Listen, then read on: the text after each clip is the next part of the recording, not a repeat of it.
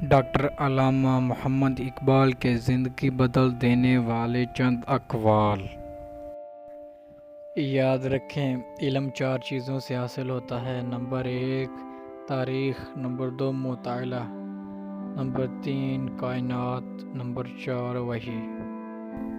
مومن ریشم کی طرح نرم اور فولاد کی طرح سخت ہوتا ہے۔ قطرہ سمندر میں مل کر فنا ہو جاتا ہے اور میں قطرہ رہبر سمندر بننا چاہتا ہوں۔ عالم قدم پر چلتا ہے اور صوفی قدم پر۔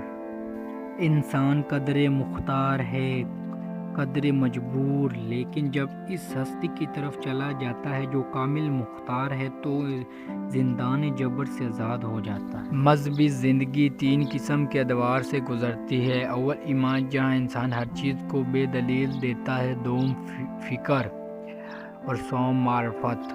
مسلمانوں کے لیے جائے پناہ صرف قرآن پاک ہے۔ قرآن پاک کو صرف پڑھا نہ کرو، سمجھا بھی کرو۔ مہمان نوازی پیغمبروں کا خاصہ ہے اور فکر کی پہلی منزل کسب حلال ہے۔ علم کی جستجو جس رنگ میں بھی کی جائے عبادت ہی کی ایک شکل ہے۔ مصیبت ایک عطیہ خداوندی ہے تاکہ انسان پوری زندگی کا مشاہدہ کر لے۔ عشق رسول دین بھی ہے، دنیا بھی۔ اس کے بغیر انسان نہ دین کا رہتا ہے نہ ہی دنیا کا۔ قلب کی فطرت ہی ایسی ہے کہ وہ محبت سے رام ہو سکتا ہے، مخالفت اور عداوت سے نہیں۔ زندگی کا راز یہی ہے کہ جہاں رہو، جس حال میں رہو، خوش رہو، مطمئن رہو۔ یقین ایک عظیم قوت اور انصاف ایک بیش بہا خزانہ ہے اور صبر ایک عظیم سعادت۔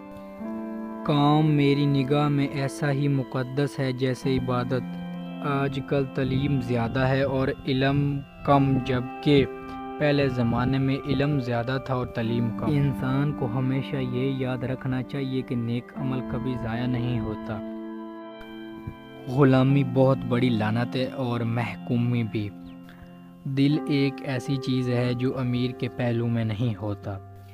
یاد رکھو، حضور صلی اللہ علیہ وآلہ وسلم کا عاشق دنیا میں کبھی ذلیل نہیں ہوتا۔ زندگی موت کی ابتدا ہے اور موت زندگی کا آغاز۔ تم کامیابی اور ناکامی پر نظر نہ کرو، اپنے مقصد تخلیق کو پہچانو اور جدوجہد کیے جاؤ۔ زندگی دوسروں سے قرض نہیں لی جا سکتی، اسے خود اپنی روح کے اندر روشن کرنے کی ضرورت ہے۔ جو شخص اپنی عظمت کے گیت گائے وہ کبھی عظیم نہیں ہو سکتا۔ انسانی پیدائش کا مقصد تسخیر کائنات ہے۔ ایک بڑے استاد کی حیثیت سورج کی سی ہے جو اپنی روشنی اور حرارت ہر چیز تک بے کم و کاسط پہنچاتا ہے۔ وہ گھر 1000 تحسین کے قابل ہے جس میں روزانہ صبح قرآن پاک کی تلاوت ہوتی ہے۔